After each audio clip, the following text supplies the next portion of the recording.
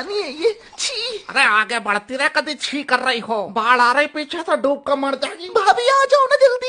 आ तो रही हूँ। एक तो औलाद का वजन और ढोना पड़ रहा, इसका बाप जाना कहाँ मर गया। अरे आगे बढ़ते रहो जल्दी। अरे चल तो रहे हैं, कौन है ये स्टूपिड सा। एक तो भूख और लग रही, इसको खाऊं क्या?